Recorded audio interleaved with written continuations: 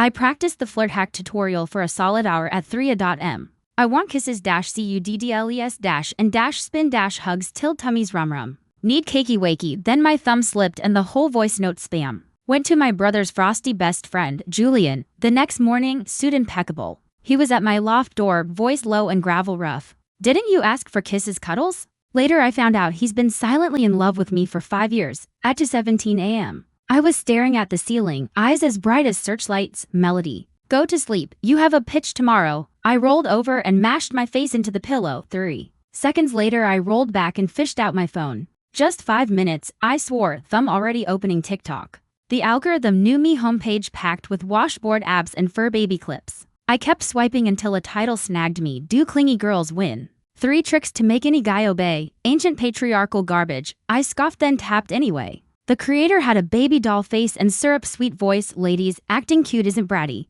It's high EQ communication. Lesson 1, the double word hack. I watched the whole clip.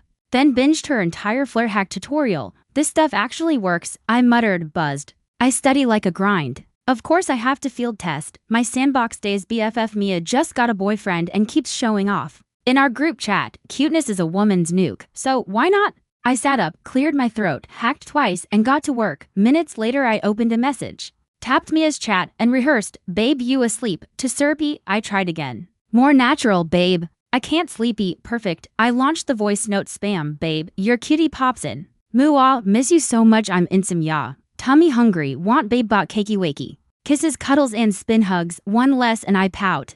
Need babe to coax me to sleepy. I got drunk on my own supply double words, sing-song endings. A hail of emoji. At voice memo 20 I freestyled, babe smells so yummy, wanna bury in your chest, no. Kisses, I'll prank you, mwah, let's have bath time together. I'll scrub your back, I tossed the phone aside. Satisfied by the pink bubble takeover and crashed. Sunlight woke me at 9:30, crap pitch. I rocketed up, grabbed my phone, and nearly fainted at 99 WhatsApp pings. Mia's up early? And she replied that much. I rubbed my eyes, opened the app and my blood froze. The name on top wasn't Mia.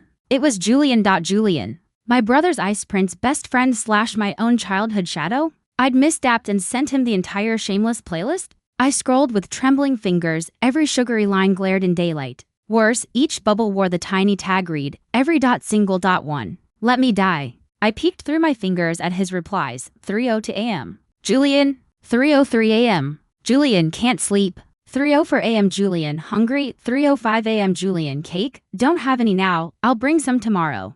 3:05 to 3:58 a.m. typing for a.m. Julian, quit fooling around, go to bed. 7 a.m. Julian, awake? I'm outside, 5 minutes ago, brought you cake and boba latte, buzz you in. I stared. Brain blue screened. Julian, who my brother swears has zero human emotions, is downstairs with snacks. My phone buzzed, I almost threw it. Incoming, Julian. I fumbled the accept and his low, cool voice arrived before I could speak. Awake? J. Julian, I vibrated. Let me explain, buzz me in first. The boba is getting cold. I tumbled off the bed, checked the peephole. There he was, razor crease black suit, paper bag in left hand, phone in right. Morning light painted gold over his carved edges. I sucked in air and opened. Morning, he dipped his chin, gaze sliding to my bird nest hair and rumpled tee. Pretty sure he smirked, must be a hallucination. Julian doesn't smile, I'm sorry. I bowed 90 degrees. Wrong recipient, none of that was meant for you. A few seconds of silence. I figured, calmly he lifted the paper bag, but you said you were hungry. I peeked inside strawberry shortcake.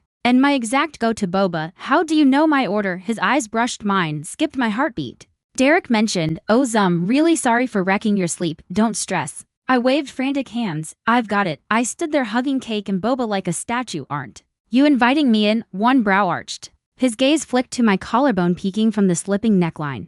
I yanked the fabric up. I have to run pitch. I know. He checked his watch. I'll drive. Huh? On my way. He spoke like each syllable cost him $1. I opened my mouth, wanting to refuse. But Julian had already turned toward the elevator and tossed over his shoulder, 10 minutes, I'll be outside. The door shut. I instantly sent Mia a voice note, help. I accidentally spammed Julian with my flirt hack tutorial last night. Now he's outside my loft. Mia answered in a second, holy crap. That ice queen Julian. That's him. How did he react? He brought me cakey wakey and boba latte. I stared at the strawberry shortcake in the paper bag. It was still warm. And he's driving me to my pitch. 3 seconds of silence on her end, then an earth-shaking laugh burst out. Ha ha ha, Melody, you're toast. Julian totally likes you. No way. I scrambled into fresh clothes. He's warmer to Derek than to me. When my brother had a fever, Julian drove him to there at midnight. Last year when I had food poisoning, he just texted drink more water. Mia was speechless. That's because he ate your cooking and got poisoned too. I had no comeback. Plus, those kisses, cuddles and spin hugs messages you sent. Any normal person would have blocked you, okay? Mia got more excited by the second instead. He brings you breakfast. Isn't that obvious? My hand shook while I put on lipstick. The line smeared into the corner of my mouth. Obvious about what? He's into you, dummy. My hand jerked again, ruining the lipstick completely. 10 minutes later, I tiptoed downstairs. Julian's car was parked dead center, a discreet black Mercedes. He leaned against the door, long legs crossed, scrolling on his phone. Sunlight poured over him, outlining that unfairly perfect profile. I had to admit Julian was ridiculously good-looking if you ignored the glacier expression.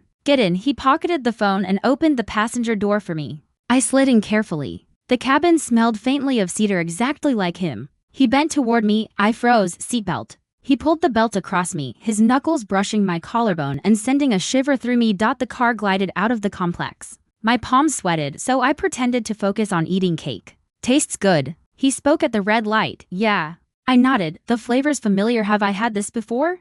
Julian kept his eyes on the road. Your birthday last year. I sent one. I blanked. That anonymous cake that arrived at the office, I'd figured it was from some secret admirer coworker. You baked it? I asked cautiously. He gave a soft the tips of his ears turning pink. My heart pounded. I scrambled for a new topic. Right, how do you know my investor? College roommate. What a coincidence. Not really. He glanced over. I referred him. What? I almost choked on my boba latte. You did. Your startup is solid, he said, as casually as discussing the weather, worthy of funding. I didn't know what to say, so I attacked my straw. Julian had quietly watched my company all along. This was the same Julian who used to ignore me? He stopped outside the office tower. I was about to jump out when he said, wait. He reached over and thumbed away a smear at the corner of my mouth. Lipstick, you smudged it. His finger was warm. The touch featherlight. I sat dumbstruck while he calmly wiped the red off his thumb with a tissue. What time does your pitch end? He asked. Around noon. I'll pick you up. No need. I waved both hands. I can 12 sharp. He cut me off. No room for argument. Skip lunch. I'm taking you to a new place. Then he nudged me gently. Go.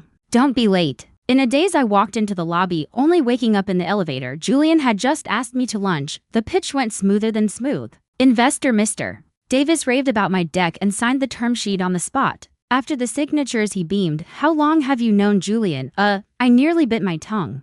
We've basically grown up together. No wonder. Mr. Davis smiled meaningfully. He's never pushed a project this hard. My cheeks burned. I didn't know how to answer. The meeting wrapped early. 11-30. I messaged Julian. Pitch done. I'll wait for you in the lobby cafe. He replied instantly. I sat in the cafe, scrolling without seeing. Suddenly a tall guy walked in, gold-rimmed glasses, razor-sharp suit straight off a GQ cover.